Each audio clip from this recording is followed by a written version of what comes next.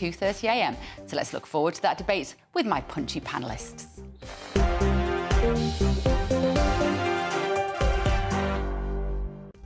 That's all to come in the next hour. First, though, the very latest news headlines with Sophia Wensler.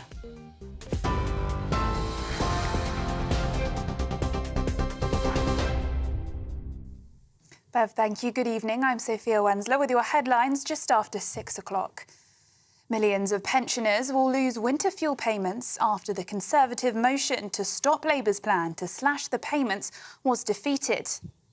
8. The noes to the left, 348. A total of 53 Labour MPs abstained on the vote, while Labour MP John Trickett was the only rebel. The Prime Ministers defended the cut, calling it a tough decision needed to tackle a £22 billion deficit. But critics, including some Labour MPs, warned it could force millions of pensioners to choose between heating and eating. Despite the backlash, the government insists the cuts are necessary to secure the foundations of the economy. Now, former Cabinet Minister Mel Stride has been knocked out of the Conservative leadership race after receiving just 16 votes. The former Immigration Minister, Robert Jenrick, finished top with 33 votes, with Kemi Badenoch second on 28 votes, while James Cleverly and Tom Tugendhat both got 21 votes each from Tory MPs. In other news, thousands of prisoners could be placed in taxpayer-funded hotels as more than 1,700 inmates walk free today in an effort to cut overcrowding in jails. The Justice Secretary says probation staff have been authorised to use budget hotels if needed after concerns were raised about reoffending because some inmates are unprepared and face homelessness. Shaban Mahmood insists the early release scheme is temporary, giving the government time to reform the prison system. If we had not done this, we faced courts unable to hold trials, police unable to make arrests, and a total breakdown of law and order. This is not the long-term solution. There is more that we must do, but it was the necessary first step that we had to take following the disgraceful dereliction of duty by the previous government. Yeah. Now, America's top diplomats confirmed Iran has sent short-range ballistic missiles to Russia and predicts they'll be used in Ukraine within weeks. Antony Blinken gave the warning after strategic talks with the Foreign Secretary in London aimed at boosting the special relationship between the two nations. Speaking alongside David Lammy, Mr Blinken described the development as a threat to all of Europe. Mr Lammy echoed his concerns, calling the missile supply a significant escalation and announced a joint trip to Ukraine with Mr Blinken later this week. In other news, Sir Keir Starmer's warned the economic challenges will shape future pay deals and that tough decisions lie ahead as he took to the stage at the Trades Union Congress. As the first Prime Minister to address the TUC since Gordon Brown, he thanked those who ended the burden of Tory rule in this year's general election. But he warned that rebuilding Britain will be a difficult long-term task, pointing to a £22 billion black hole left by the Conservatives. Meanwhile, 31 people have been charged over last year's Cardiff riots sparked by the deaths of teenagers Kyrie Sullivan and Harvey Evans. The two boys died in a crash involving an e-bike after being followed by a police vehicle. 27 face charges of riot, while 4 are charged with causing or threatening criminal damage. The defendants, aged between 15 and 53, are expected to appear at Cardiff Magistrates Court in the coming weeks. A coroner has ruled that there is no clear link between the appearance of a guest on the Jeremy Kyle show and the cause of his death. 63-year-old Steve Diamond was found dead at his home in Portsmouth in May 2019, 7 days after taking part in the show. Hampshire coroner Jason Pegg said there was an absence of reliable evidence that the events on the show directly led to his death. With just 8 weeks to go before the US election, Republican candidate Donald Trump and Democratic Vice President Kamala Harris are set to face off in their first and only debate tonight. Both candidates are neck and neck in key battleground states, but the debate could be critical for Harris, as polls suggest many voters still don't know much about her. Trump's team is urging him to focus on immigration and inflation, while Harris is expected to attack the former president's record on abortion and the Capitol riots. And you can watch all the action live overnight here on GB News with America Decides Trump versus Harris starting at 2 a.m.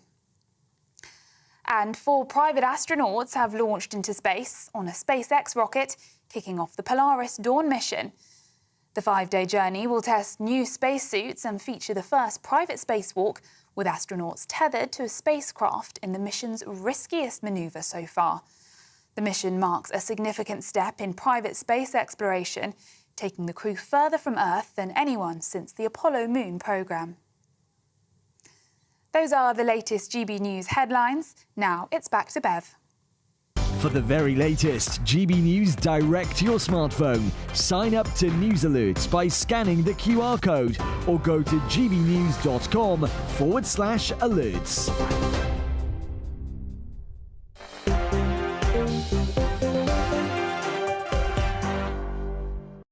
Very good evening. Welcome to News & Co with me, Bev Turner, this week while Michelle takes a well-earned break. Joining me, my panel until 7 o'clock, Director of the Popular Conservatives, Mark Littlewood. Evening, Mark. And former Labour MP, Steve McCabe. Good to see you, Steve. We all sat down here today, didn't we, and went, it's been a busy day. There's been a lot of politics going on. We're going to dive into it in just a moment. I want you to dive into it as well. gbnews.com/your say. But hot off the press, of course, I want to talk about the fact that the former Work and Pensions Secretary Mel Stride has been eliminated from the Tory leadership race just today. Robert Jenrick came out on top with 33 votes. Kemi Badenoch close behind on 28. What's going to happen, Mark? Well, it's still pretty tight. I think a lot of people actually thought that Mel Stride would be the first out, so no real surprise he's the second out. Each of the candidates, apart from James Cleverly, who was seen to do rather well in the first round, he's picked up no extra votes. So the Patel vote has gone elsewhere. It could be any two from those 4. We're going to have this jamboree at party conference where these 4 will be trying to curry favour, crucially amongst those 16 Mel Stride supporters who now need to find a new home. But when we get down to 2, it goes to the party membership. I think you'd have to say Robert Jenrick's probably going to make those 2. He's on 32 votes, and 41 would absolutely guarantee that you make the last 2. But it could be any one of the other 3. And they've now got to have half an eye on appealing to the party grassroots. This battle moves out of the tea rooms in the House of Commons, moves out of the SW1 postcode, and it's now going to be down to the 150,000 Tory members. Steve, that it has to go a little bit more to the right, perhaps, you might say, the old-fashioned political right, with whom Robert Jenrick is probably the most likely to wear that crown, do you think? I think it's quite likely that's where the Tory party will end up. But you have to remember it took them 3 leaders until they resolved that last time they were out of office. So tilting that way doesn't necessarily mean it will be the solution to their problems. OK. Which one do you think is the best candidate? I mean, you guys have got the massive majority, going to be there for at least 4 years or so. The best candidate, well, actually, I think Mel Stride was a really decent guy. But I suspect that the party membership, if they're given the choice, will go for Badenoch. Do you? OK, right. We've got to move on to the big story, though, today, of course, is that MPs have voted to cut the winter fuel allowance. It's a plan criticised by many of the MPs in Parliament today. This government have been telling pensioners they didn't want to do this, but tough financial decisions must be made. But we all know that's poppycock. That wasn't the government's message to the already highly paid trade drivers. When they met them, money was no object. Have as much as you want. The public are not as stupid as this government think they are.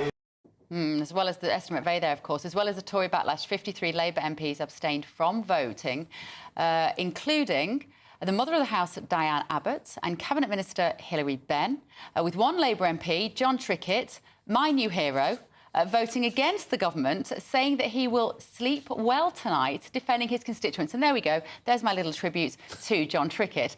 This comes as the party's own research has revealed that almost 4,000 pensioners could die if the payments are scrapped. Steve, let me come to you first of all. Do you think Sir Keir Starmer, when he decided he was going to go ahead with this, had any idea what a furore it would cause amongst the public and even amongst a lot of traditional Labour voters, the elderly Labour voters? Well, I think he probably did know there would be some big reaction. Some of it may be genuine, some of it I think is a bit confected, if I'm really truthful with you. To be honest, I don't know why Labour MPs are focusing so much on this and their own side. I mean, they should be going after the energy supply companies and saying, why don't we reduce or scrap the standing charge? That's about the same as the winter fuel allowance. That's virtually an unearned profit, and it's not coming from the taxpayer. It's coming from the profits that the energy companies are But that's the fear in. with Keir Starmer, you see. He won't go after the big corporations. He just won't go after them. And all of this talk today at the TUC, we're going to come on to this in just a minute, about the fact that he's there for the working people. I'm seeing no evidence of that, Mark. Well, I suppose you can say train drivers work and pensioners typically don't, and he's given a lot of money to train drivers and is clawing that back from pensioners. Look, I want to be as fair as I can be about this. I think Labour's gone about it in a pretty bad way. I think this could easily have been in their election manifesto. I don't buy the £22 billion black hole nonsense. The books were open. The truth is the black hole in the United Kingdom isn't £22 billion. It's about £7 trillion.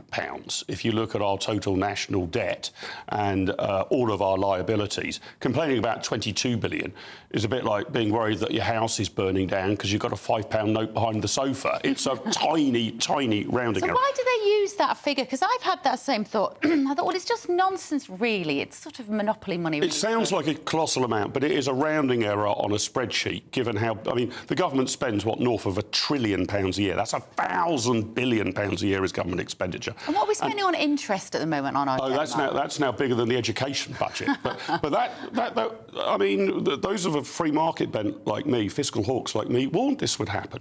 The government has spent more than it's brought in tax revenue every year for now nearly quarter of a century. Now, you can do that, but at the end of that period, it's a bit like not paying your credit card debt. You have huge interest payments to pay. So, look, I think a challenge for Conservatives is, yeah, by all means oppose this. You might say it's being badly done, but government expenditure is going to have to fall, and fall quite radically. And if you want to protect the winter fuel allowance, for sake of argument, you're going to have to find cuts elsewhere. You can't prioritise every element of government expenditure. It's got to come down. That's not an ideological point, it's just a matter of maths. So, Steve, this is just tinkering around, really, with the numbers and doing it whilst making Keir Starmer, making himself and the party really unpopular. Because it seems that when they want the money, they can find it. So we're going to be spending however many hundreds of billions, it probably will end up in the trillions, well, on GB energy, the green ambition to fuel the country.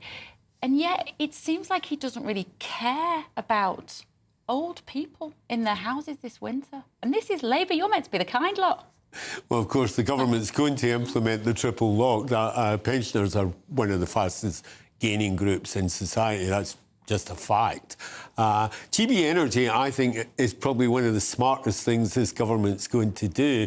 And I think those who remember the British National Oil Corporation will remember just how well Labour did that in the past under a previous Labour government. So I don't buy that argument at all. But you can imagine being a pensioner this winter, can't you? And thinking, I'm not going to turn on the radiator, and knowing that all of that money is found for a green energy project, which is not they're not going to benefit. Designed to lower bills, amongst other things. But as I say, we should go after the supply companies. There's no reason why these pensioners should be put in this position. None whatsoever. And, you know, if people are really worried about it, they should be out there arguing for that now. Can we just talk a bit about, as well, what Sir Keir Starmer does now with these MPs who abstained today, I was just before coming on air, Bev, I was looking through who are these 53? Is this some sort of rebellion from, I don't know, some faction of the party? The first two I saw, one was ill. People who like pensioners. Well, yeah, or an identifiable organised rebellion. But the first two I saw, one was ill and apologised that they couldn't work. One was away in Ghana or something. One was at the dentist. One was at the dentist. So I don't know whether these are genuine excuses or whether these people have found a good reason to absent themselves.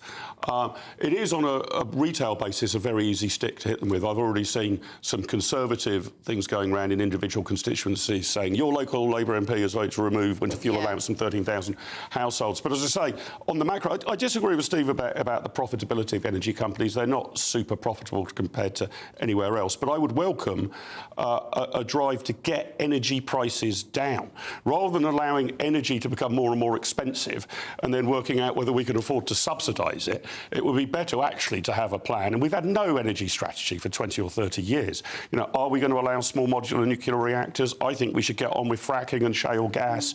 And if you don't take the moves to put energy prices down, and if we just get the prices down to something like American levels, much cheaper in America, energy, then you wouldn't have this problem of people freezing. I mean, worth saying, Bev, as well, if you can target this properly, and I'm not sure governments ever can, but if you can, 27% of pensioner households are millionaire households. Now, they don't need 300 or 400 quid. Correct. So, but it is often very difficult to get that means testing right. Why is it so difficult? Well, because what are you measuring? How many forms do you need to fill in? I think for pension credit, isn't it 243 questions? So people just give up on it. They don't know whether they're liable for it. Generally speaking, I like the tax system to be the means testing. That if you're rich, you pay more tax. If you're poor, you pay fewer tax, and to have universal benefits. That seems the easier way. Otherwise, you're asking people, what do you start asking them? You know, how big's your house? How small's your house? Well, how big's your mortgage? How much have you got in ISAs? It becomes complicated. One of the criteria, Steve, for whether you'd get this winter fuel allowance is that you won't qualify for pension credit if you have £10,000 of savings. Now, some people watch this and go, well, that's a huge amount of money. You should be spending that on your energy bill.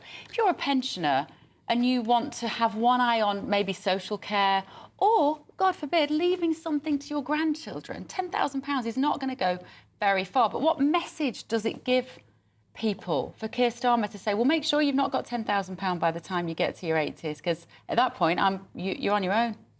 Well, of course, wherever you draw the line, wherever you put the threshold for any kind of welfare benefit, there are always people just over that line who lose out, and that's the group you're talking about. I think there is an argument for reviewing where the level is for pension credit, and more importantly, we should simplify the method. There's about 1 million pensioners entitled who don't get it. We should make it easier for those people to have it now, as much as worry about people who are just over the limit. How would you have voted today, Steve, if you'd been in there? I would have voted for it because I actually think that the government did signal quite clearly that it was one of the changes they thought was necessary because it was a benefit that was going to too many people who weren't using it for the purposes for which it was intended. But you think they've got the level wrong, the qualification level? Well, no, I think pension credit there could be an argument for looking at where you set the level, but wherever you set it, anyone who's just over it is going to be dissatisfied. Yeah, but is it £13,000, I think, you have to... That's in terms of what you live off as a pensioner. That's nothing in 2024, Mark. No, it's not. But again, I mean, look at a flipping jar of coffee at the moment in the supermarket. It's £7. No, that's right. Definitely. And, I don't want to sound flippant about this at all, but the point I want to reiterate is probably 30, 40 years ago, a couple of generations ago, it was almost universally true that pensioners were poor. OK, there were a few billionaires around. That ain't true anymore. I mean, that's a good chunk of pensioners are poor, but a good chunk of them are very, very well off. Is that just because of their property, you mean? No, not necessarily because of their property. They've saved, they're getting good pensions. Probably you're looking at my parents' generation being the last who had defined benefit pensions, so that, that's great. They're going on holidays. So we shouldn't be flippant about poverty. It really exists, and it certainly exists in the older cohort. But the probably tried and tested view of 40 years ago, that if you're over the age of 70, you're poor, that no longer stands. That's just not the case. OK. I think just to defend Starmer a little bit here, the increase in the state pension is going to be about £428. Absolutely. So hopefully for those people that need it. Yeah, and that that's the other thing. I balances mean, Steve and I might agree on simplifying the system here. I'd wrap all of these benefits into one. I mean, why not just, if there is a winter fuel allowance, just whack it into the state pension? We still have, I'm told, in Christmas week, you get an extra tenner. This was brought in by Ted Heath 50 years ago. This is crazy stuff. Have a state pension. Why a winter fuel allowance? What else? A grocery allowance? A clothing allowance? I mean, wrap it into the single state pension and pay that. Simplify it. Yeah. We would agree on that. Yeah. Humpty has said at home, I'm not sure it's his real name, we've got winter pressure on the NHS as it is, so well done Labour for increasing the likelihood of pensioners being admitted to hospitals with respiratory-related illnesses this winter. It's also worth pointing out, Steve, that some Labour research from 2017 found that 4,000 pensioners could die if this winter fuel payment was taken off them. What's Keir Starmer? How is he ignoring that now? Well, I mean, we have to identify who those 4,000 people are and what other measures are going to be used to help and support them. There's always a risk, and there are various figures produced for every winter period that older people will. There's an increase in deaths amongst elderly people, and it's attributed to a variety of things. It depends what other measures we're using. And as you've just pointed out, the triple lock means there's going to be a 400 quid increase in the pension. And that triple lock's got to end at some point. If we keep the triple lock forever, at some point, the state pension will be bigger than the average salary. Yeah, good point. At some point, it's got to end. Right, and at this point, we have to take a quick break. So in just a moment, 1,700 prisoners or thereabouts were released today in a bid to ease overcrowding. Is that a good idea or completely reckless? Don't go anywhere. This is GB News, Britain's news channel. Would you have Harry back with open arms? And this is Ian. Hi, Ian. Harry is unfortunately not well. He's an emotional wreck. Ian, you actually took the words out of my mouth. I remember when I was younger, queuing up for hours for West Ham tickets. I'm that sad. But at least I got the ticket. It was my ticket. They knew it was me, and there were no touts involved. It's Forever says Harry can stay away. He was so quick to condemn this country as racist and to trash the Queen and royal family's reputations. He should be banished and his titles removed. He has not earned the right to call himself anything with a royal title. Ooh, passionate. Since moving to the US with Meghan, the American dream has had a number of issues for him, I think it's fair to say. But if Harry was to return, would he be welcome? And could he make it up with William? Look, if Oasis, sorry I said the O word, have done it, can William and Harry? Well, I think it's going to present a lot of challenges. I mean, we've got to be clear here. When it comes to reconciliation, if it's possible, obviously, to mend the rift with William, clearly that is to be welcomed. But as for Harry returning, what precisely would that mean? What precisely would Harry want? Because if it is in any sense a return to royal duties, you really got to be very, very careful with what you're dealing with. As far as the royal family are concerned, for goodness sake, reconciliation, yes, but actual work as a senior working royal is not, in my opinion. So I always think it's quite funny listening to serious people talk seriously about the royals, because it's not that serious, a lot of it. But actually, I think where I'm fascinated by them is that we can sort of see a bit of ourselves as a society and as individuals. GB News, the People's Channel. Join me, Nana Akwe, for an informative, interactive news programme with a difference. It's fun. No, he didn't say that, though. I'm so surprised. I think there's an element of truth to that. Join me from 3 p.m. every weekend, only on GB News, Britain's news channel. Join me, Neil Oliver, every Sunday night at 6 p.m. on GB News. And if an hour is not nearly enough for you, go to gbnews.com for special extended episodes online every Friday at 9 p.m, where we can truly get into the nitty-gritty of what's going on. GB News, Britain's news channel. Weekdays on GB News. Wake up to breakfast every day from 6 a.m, followed by Britain's newsroom at 9:30. At noon, it's Good Afternoon Britain, followed by Martin Daubney from 3 p.m, only on GB News, the People's Channel, Britain's news channel.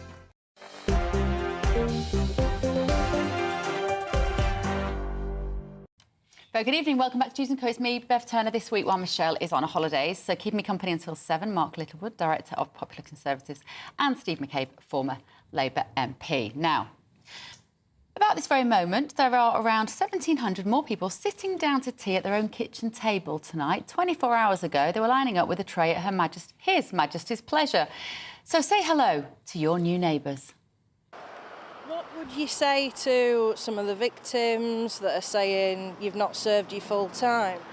I think it's a difficult one because, like, I don't think anyone really gets a lot out of prison. You get some people, so this is my first time, and then you get other people who are in, and they're not, you don't get anything productive from being in. I've spent the last, near enough 2 years just in my cell.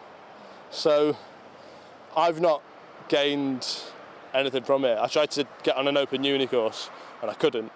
So I think in here it's hard to rehabilitate. So no one's winning at the end of the day. Everyone's been happy today. I'm sure coming out there, haven't they? There's been a lot of happy people faces in the house. That's for sure. Yeah. So you're grateful to Labour and you're grateful to the... 100%. Yeah. I'm vote Labour all my life. Yeah. Labour's the one. I don't like it in there, but the staff look after me. And I have bad mental health problems, so they didn't put me in a double cell. The rats were massive. The hygiene in there needs to be better. And for some criminals, it was time to get the cheap fizz out.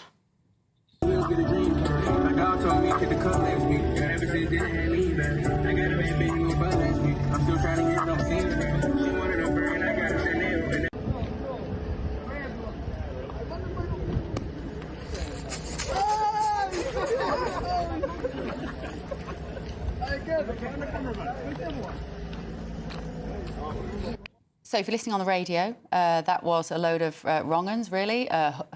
Guys in hoodies. Shouldn't judge the clothing, right, Mark? Call me old-fashioned.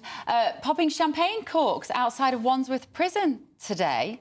Let me come to you, Steve, because I don't know how Keir Starmer, again, thinks that is going to land well with the public. Those images were always going to happen. Yeah, it's pretty sickening. I'm not going to pretend otherwise. There isn't much choice, though. I mean, it's pretty obvious that our prison system is on the verge of collapse. We know now that the government realised that, the previous government realised that before the election, but chose to play it down. These are emergency and temporary measures, and they're fraught with danger, but they've got to be taken, otherwise the whole damned system is going to fall apart. There's about 1,000 free cells now tonight, Mark. So you might say, well, that's exactly what this was intended to do, to free up space for... Lots more space to lock people up for saying bad things on Twitter. Words out of my mouth. No, I have got some sympathy here. The government, this is something that the government has inherited. You're right, Bev, it's a terrible look. I mean, the Prime Minister will not want that footage of wrong-uns being let out, uncorking champagne and saying, hurrah, I'm going to vote Labour for the rest of my life. Not obviously what you'd put in a party election forecast. It's like if you sat down and you did a sort of in the thick of it brainstorm, what would be the worst footage for the Labour government? For a new nascent government, it would be that. Yeah, I mean, the thing to look, and we're bound to find amongst these, it's 1,700 who've been released. We're bound now to find stories of things very quickly going wrong. You know, but statistically, it's a matter of time, probably minutes before one of them's arrested for something, just because of the quantity of it. But look, I would say this: I think the real fundamental problem with the prison system and the justice system, and there are lots of them, is we lock up too many people. For relatively minor non-violent offences. And once you've been inside, the chance that you're going to re-offend and fall into a life of crime is high. And I think we don't lock up the real wrong-uns for long enough. So I want us to sort of get away from jail sentences of 3 months, 6 months, 12 months. I think if you've done something that's worthy of that sort of punishment, we need to find alternative punishment. But if you're a murderer or an armed robber or a rapist or a child molester, I want you in for a much, much longer stretch. The gentleman we saw in the clip there who said, I have serious mental health problems, and was talking about the rats in the prison. I interviewed on Britain's Newsroom this morning a former prison guard, and she said of him, she said, I look at him and I think that man should probably never have been in prison anyway. There should have been a facility to help people like that. It's so wrong, Steve, isn't it, that we take these bad people and we don't release them as good people. That has got to surely be the point of the prison service. Well, I think when the prisons are overloaded, then it is completely unrealistic to expect there's going to be any reform programme. That's why the numbers have got to come down. And I agree, we should be clear about the people who are going, the right people who are committing serious offences. They should go, and we should look at other alternatives. But, I mean, for other alternatives to work, they've got to be enforced. The probation service is in immense difficulty at the moment, and people don't have faith in community sentences. So, I mean, it's not just the prisons that have got to be fixed. It is the entire justice system, and it is in the worst state I can recall. I once worked with young offenders many years ago now, but I can't remember anything like this in the past. Why have subsequent governments over the decades not invested more in rehabilitative care, Mark? Yeah. Is it just because it doesn't land well on the front of a newspaper? If you see prisoners in cells with PlayStations, and I'm not one of those people who thinks we should treat prisoners badly. I think we should do everything we can for all the innocent people out there to rehabilitate as much as possible, give them self-esteem, give them skills, give them education, make sure they can read and write, give them medication if they need it, sort out their mental health. It's an opportunity that the state is wasting. No, that's fair enough. I mean, Bev, I totally know how good it is for rehabilitation to give somebody a PlayStation in which they can play games in which they're machine gunning down people. It's not obviously the first element of a rehabilitative programme. But I'm going to echo Steve's point a bit. I think those who are likely susceptible to that rehabilitation probably shouldn't be inside in the first place. I mean, I'm making too much of a black and white grade there. But if you're able to turn somebody's life around as they've got into minimal verging onto serious trouble, that's probably where rehab kicks in. And as far as I'm aware, really, although governments all over the world, all over my lifetime, have talked about, well, the point of prison is you take in the bad ones, you rehabilitate and they leave as good ones. No one's really ever made that work. Prison's basically there for the safety of the public, that for as long as these bad people are not on the streets, they're not going to knife you, burgle you, murder you, or the rest of it. That some of it, you get some rehab, but it's not a very efficient way of doing it. So I love the concept.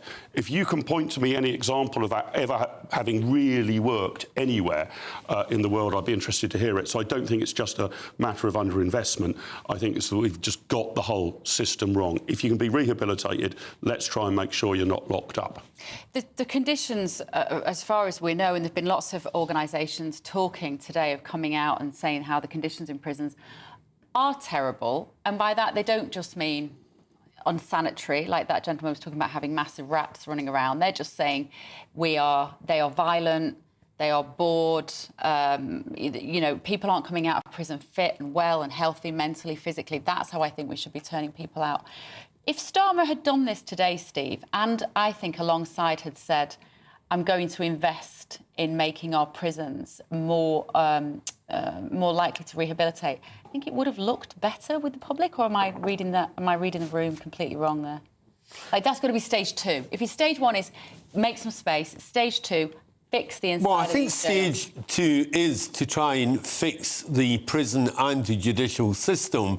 I mean, it's a bit rich to say we should be saying we're letting them out in a crisis and we're going to invest, when there's all these other arguments about what else we should or shouldn't invest in. And if you're living in a rat-infested property with your two kids, you wouldn't be too keen to hear that at the moment. True. So, I mean, I think, yes, there has to be a stage two. I expect a stage two. And at the risk of sounding just like Keir Starmer, I've got to say it will take a bit of time.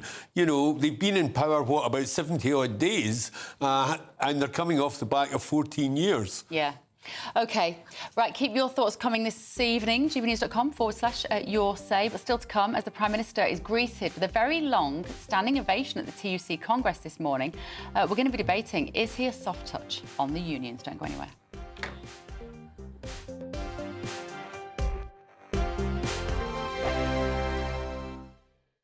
Hello, good evening. Welcome to your latest GB News weather update. A cold spell of weather to come through the rest of this week.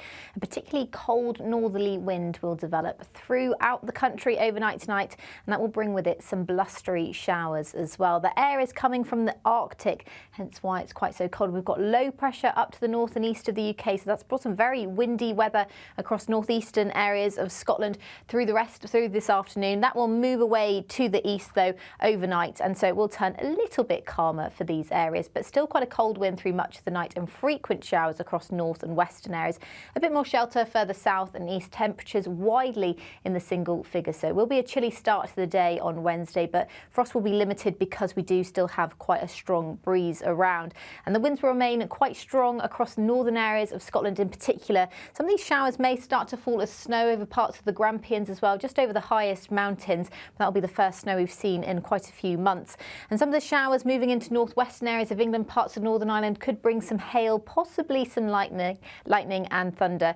A drier start to the day, though, for more southern and eastern areas of the UK. But as we head towards lunchtime, cloud will develop further inland, and some of these showers could spread into parts of more southern and central areas of England, as well as eastern areas of Scotland into the afternoon. But I think the most frequent showers will continue, particularly across northwestern England, northern areas of Scotland and Northern Ireland. And it's going to feel cold as well. These are the maximum temperatures. Temperatures will feel closer to the single figures, though, with the strength of that northerly wind.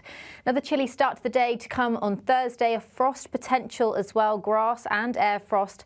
And showers will be more frequent across more northern and eastern coasts as we head into Thursday afternoon. So a slightly drier day for some northwestern areas, but still some further showers to come. Looks a little bit drier and warmer by Friday, and turning a bit warmer into the weekend as well. Bye-bye.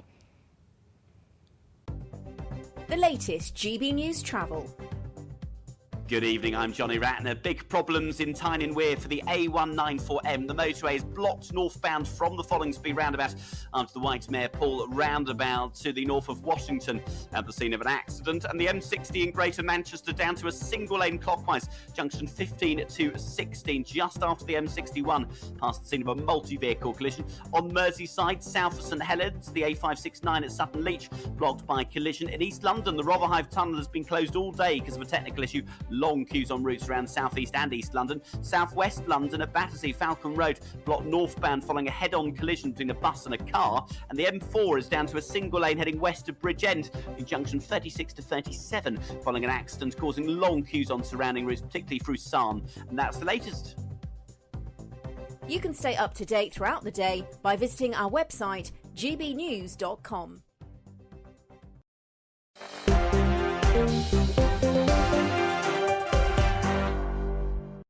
Very good evening, it's Bev in for Michelle this week. Mark Littlewood is still here, and also Steve McCabe. Now, Sir Keir Starmer became the first Prime Minister to address the TUC Congress since Gordon Brown today. It's a long time ago, wasn't it, Mark? Well, a generation ago, yeah. You were 17 then. Yeah.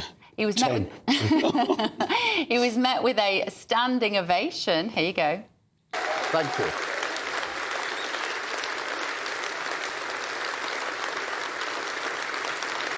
I mean, I have to say, we covered that this morning on Britain's Newsroom, and Andrew Pearce was there, and he certainly didn't make out that he had a standing ovation or that he was particularly warmly welcomed in the room, but maybe Andrew Pearce would say that.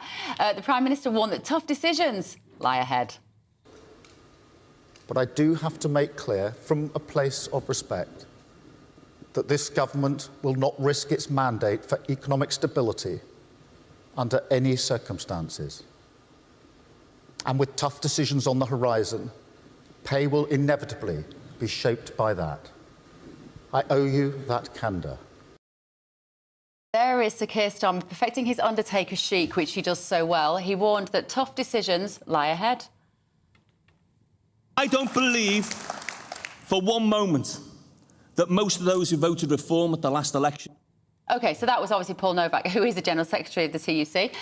Is Starmer a soft touch on the unions? We're going to talk about what Paul Novak said yesterday, because it was... in fact, let's talk about that, Steve, first of all, because it was a nasty speech, wasn't it? It was kind of vindictive. He threw a lot of mud at Nigel Farage, Jacob Rees-Mogg. It was very personal. And I'm all for the Labour Party being self-congratulatory at the moment. Great, well done. You did well. You got 34% of the votes. Excellent. But it was quite nasty and vindictive, I thought. Well, when people say that sort of thing to me, it's as if I've never heard a nasty and vindictive speech at a Tory party conference. So, I ask you to cast your mind back. They've won. I get it. If you're in opposition and you're trying to win, I understand that mudslinging, but they need to have dignity now. They can carry this success off with some level of... Well, I think he was talking to his delegates. He probably wasn't even conscious that he was on the TV at the moment he was saying it. He was giving a bit of raw meat to his delegates. The one person who won't be distressed about this will be Nigel Farage, I can guarantee it. So I don't really think we should be that way. He can defend himself. I mean this in the kindest way. Nigel Farage is like one of those baddie monsters in a B-movie that the more you throw at him, the stronger he gets. He just sort of soaks up the energy. So I don't think those sort of ad hominem attacks actually land particularly well. Maybe it goes down well in the hall. He should have known he was on telly, by the way. He is the General Secretary of the TUC. He's our public I don't comments. think he was conscious of that. He might have thought it wouldn't have been on telly so much unless he said something so bold. But it is tone deaf to those who would consider themselves to be the working people that they're talking about, who might have voted Labour and now appeal to reform. You know what? I think this could end up being quite a problem for the Labour Party amongst working class people who perhaps have some traditional or conservative or right of centre views, but who would traditionally be from communities that vote Labour. A good chunk of that is in the Reform vote. There's no doubt that the Reform Party, who took a big chunk of the Tory vote, are now going after Labour working class areas. And if the broad response of the Labour movement is that anybody who does that is far right or a fascist or a Putin apologist or a Nazi, I think they will bleed votes to Reform pretty fast. So it doesn't mean you need to be flattering to Nigel Farage, but I think you've got to understand why so many people voted for that party with perfectly good intent. Was that a tough audience for Starmer today there, do you think? Because he did know he was on the telly, unlike Paul Novak. He was talking to the public as well as the room. And I personally thought, even though it's very dour, isn't it? I've said it before, but you can divide people into radiators and drains. You know what I mean? Like, you spend time with someone, you come away feeling warm and full of energy as a radiator. Or you can spend it with drains and you come away feeling absolutely knackered. And Starmer has that effect on me. I want him to cheer me up a little bit, Steve. Give him time. Give him time. Look, I don't think it was a particularly tough audience for him today. And so he was taking advantage of the opportunity to say some of the things that he felt had to be said. But, beware the people who are cheering you from the rafters, because that's often short-lived praise. And the reality is the trade union movement is an important part of the Labour Party movement, but it's a part where there is often conflict and difficulty, and it's almost certain that as things progress for a Labour government, there will be conflict and difficulty. So Keir was entitled to enjoy a little bit of gentle applause today, but I don't think he'll be too carried away. I don't think he'd have been too radiated by it either, to be perfectly honest. Well, that's probably going to be the easiest wicket he's ever going to bat on as Prime Minister. He's only a few weeks in. He's given the trade unions everything they asked for in the first few weeks. It's going to get harder for him, not just in front of a TUC audience in future, but in front of any audience. That's about as good as it's going to get for Starmer in terms of warmth of audience. Given the kind of employment landscape at the moment, Mark, where we've got small and medium-sized businesses going under at record levels in this country, we have had for about 4 years at least now, and yet you've got all this massive push-up of wealth to the massive transnational corporations. When I was listening to particularly Paul Novak speaking yesterday, even though I didn't like the tone of it, what he was saying in terms of looking after the working person, I did think we do need some of that, but I don't know how that the trade unions, whether their role is going to change in 2024 and beyond. I think actually one of the great shames over my lifetime about the trade union movement, which I'm not kind of a priori hostile to, trade unions can provide a very useful function, actually not just in defending rights, but also making negotiations easier between employers and employees. But trade unions now, by and large, are almost exclusively public sector. Private sector union membership has collapsed. And that's why you're not hearing from unions defending the people who are actually in small private sector jobs or even working for major corporations. This is almost exclusively a public sector thing. And if Keir Starmer's going to say he's going to have to make some tough decisions, I've got some advice to him on how he might make some, is that pay in the public sector, whether it's the railways, the health service, education, should go up as it does in the private sector with productivity gains. So if the railways are more efficient, more punctual, cleaner, faster, cheaper, then of course the people working for the railways should get a pay rise. That's how it works in the private sector. But my worry here is that the public sector unions have been given really a very substantial pay rise while public sector productivity is falling. And the government's got to make it plain that we've got to turn around public sector productivity before pay rises can be given. That's how it works in the rest of the economy. Is that right, Steve? Well, public sector reform is part of the equation, and it's certainly something that Labour's going to have to progress. And there will be some resistance. But, I mean, I think it was Wes Streeton who made it very clear that it's not just about more employment in the NHS, it's not just about pay rises, it's about reform and change. Yeah. Does he... I just want to have a look what you're saying at home, actually. Let me have a look. Everyone who supports Labour and the TUC, they seem to be nasty people. You haven't got the monopoly on being nice anymore, the left, have you? You've got to give that up now. Well, I don't think the left's ever had a monopoly on it. Well, they thought they did. They thought they did. Well, it's news to me. I don't think... look, I think everybody in politics and the broader political movements is capable of generating little nasty performances at times. Sometimes they're funny, sometimes they're badly misplaced. But I think it's absurd to say that that's the position. The truth is that was probably a speech that appealed to some people and didn't appeal to very many others. And you are right when you say that the trade union movement is much more than just the people who gather at that Congress or that conference. And, the union leaders need to be mindful of the real issues that are affecting members. And I don't know too many ordinary trade unionists who are desperate to be on strike. I think it's becoming increasingly difficult to work out who Labour appeal to now. I'm not sure who they are there for. I know. 1,700 people who've been let out of prison. Well, yeah, that should be a few game votes. That's it, really. They wouldn't be registered to vote. No, they might not be registered to vote. But actually, it is an interesting transformation that we're seeing. We are seeing quite a realignment of the old political forces.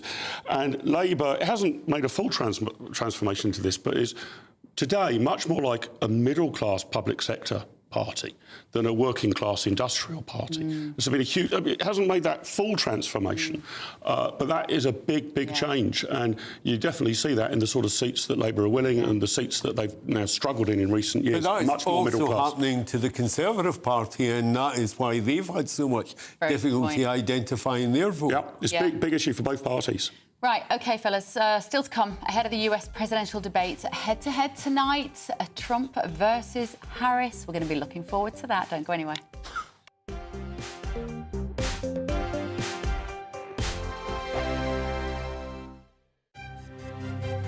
GB News Breakfast, every day from 6 a.m. An army veteran has become the world's most tattooed woman after a 10-year journey to ink 99.98% of her body. I mean, that's really nearly everywhere. But I wonder, yes, she is unusual, and you'd know her if you met her, frankly, wouldn't you? But are tattoos acceptable they're becoming more and more acceptable just amongst all of us, aren't they? But what about in the workplace? 99.98% of her body tattooed. Do you think this would affect the way that she is received at work? I do affect it would how she is seen at work, just purely because tattoos are still so stigmatised in the workplace. In today's rapidly evolving society, the traditional standards of what is socially acceptable are being redefined. Facial tattoos, full body tattoos, once stigmatised, are increasingly seen as a form of personal expression, and there shouldn't be a barrier to one's professional or social life. If you are going for a job, for instance. We make up 90% of our minds about somebody within the first 3 seconds. And I have written a book on body language, and the face is just so important. You need to have the smile, you need to be able to read the facial expression, even when we're speaking. Now, if the face is really heavily tattooed, you can't do that. Jade said that there is still this stigma, particularly to facial tattoos. We do judge people with tattoos, don't we? We do. Unfortunately, we do, because it's not the norm. And as a human being, we tend to judge what is not the norm. And as Jade says, we are getting much more used to it. It is much more socially acceptable. But a lot of firms will say, if you've got a tattoo, you cover it. We don't want tattoos in the workplace. GB News, the People's Channel. Are the newspapers getting you down? My wife didn't divorce me that month. Struggling to separate the wheat from the chaff? I know that it's a bit of a circus at the best of times. Well, don't worry, Headliners has got you covered. We'll take the burden of reading the day's news, and if we get depressed, who cares? It's an occupational hazard, frankly. That's Headliners on GB News from 11 p.m. till midnight, and the following morning, 5 till 6 a.m. on GB News, the comedy channel. Nah, just kidding. Britain's news channel. Tune in to Friday Night Live with me, Mark Dolan. GB News royalty with your perfect start to the weekend. Lucky us. Feisty and fearless guests. Well, I'm a normal person, so ask me. Honest opinions. That raises more questions than a Gary Barlow tax return. And a few surprises along the way. Might be cold in this studio. That is Friday Night Live with me, Mark Dolan. 8 to 9, only on GB News, the People's Channel, Britain's news channel.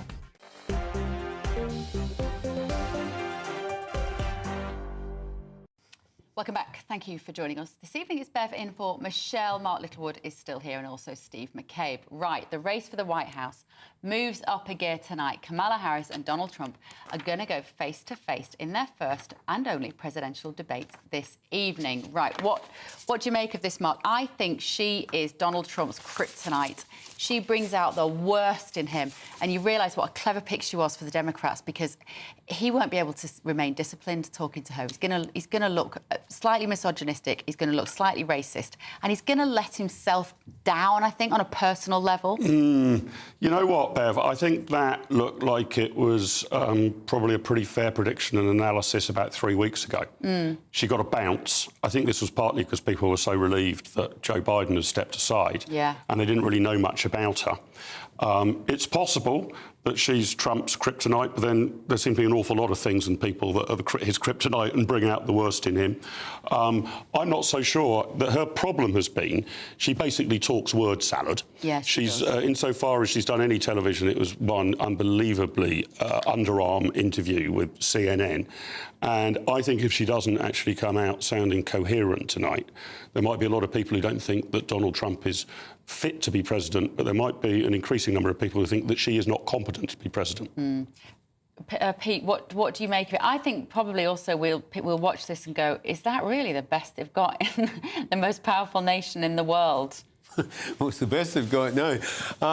I think it will be quite a test for her. I think people don't really know who she is. I think I agree that the immediate bounce was just the change. And I think there is a chance that Trump could lose it against her. But he's had weeks now for people telling him, hey, look, you've got to calm down, you've got to do this.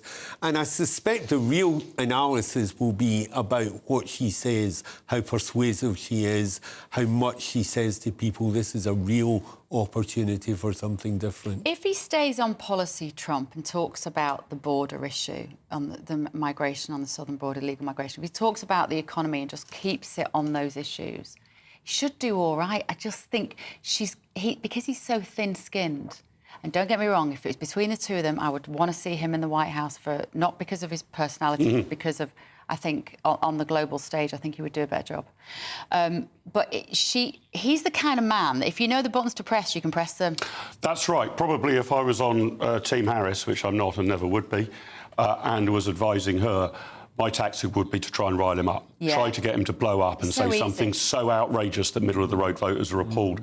And if I was on Team Trump, the most important thing would be to say, keep your cool, don't ramble. You're completely right. It's border security, a lot of them, although that's partly his base, but it's the economy too. A lot of middle-of-the-road voters just don't feel affluent enough, and usually if the economy's tanking, the incumbent administration pays the price. Just so we know, all our viewers at home and listeners, you can watch this tonight, the first presidential debate, live on GB News. Tom Harwood, who I presume is having a little nap as we speak, he's going to be on air throughout the night. America Decides, Trump versus Harris, live from 2 a.m. on GB News. Thank you, gentlemen. Steve, Mark, great to see you. I will be back on Britain's Newsroom at 9:30 tomorrow morning, and then I'll be back here tomorrow night as well. But first of all, is Nigel. A brighter outlook with Box Solar, sponsors of weather on GB News.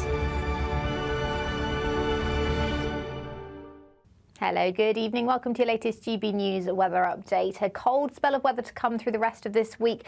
A particularly cold northerly wind will develop throughout the country overnight tonight, and that will bring with it some blustery showers as well. The air is coming from the Arctic, hence why it's quite so cold. We've got low pressure up to the north and east of the UK, so that's brought some very windy weather across northeastern areas of Scotland through this afternoon. That will move away to the east, though, overnight, and so it will turn a little bit calmer for these areas, but still quite a cold wind through much of the night and frequent showers across north and western areas.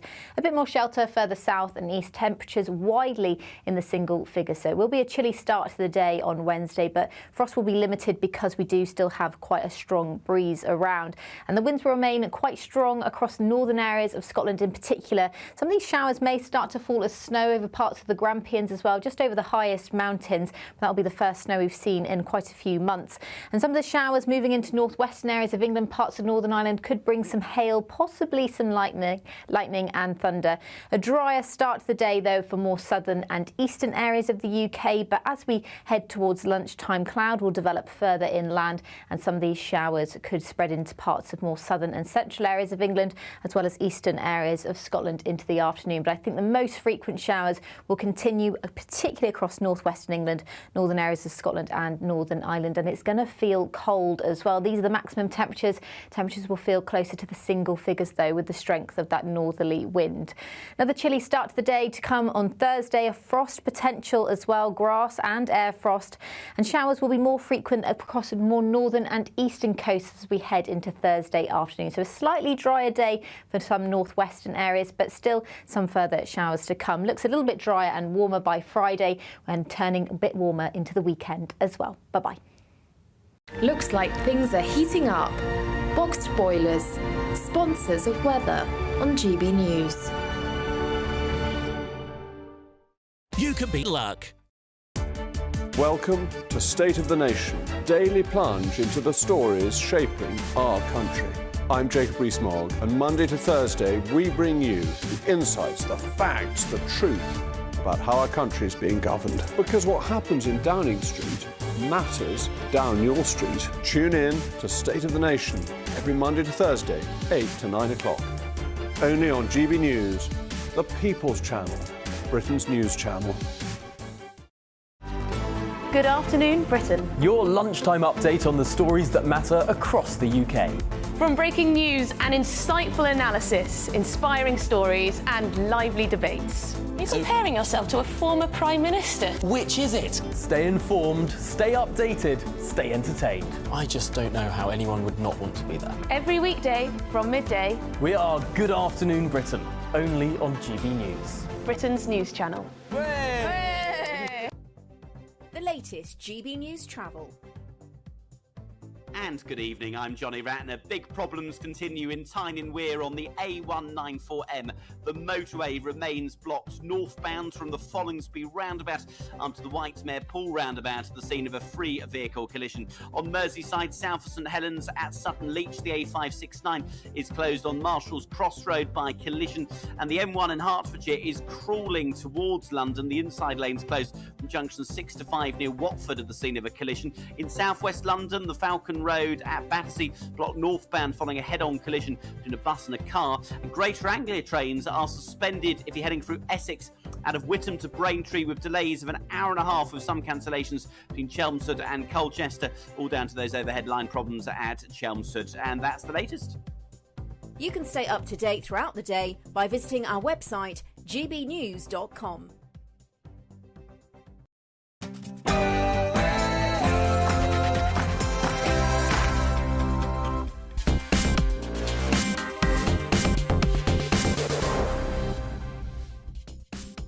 Well, 10 million pensioners will lose their winter fuel allowance. Is this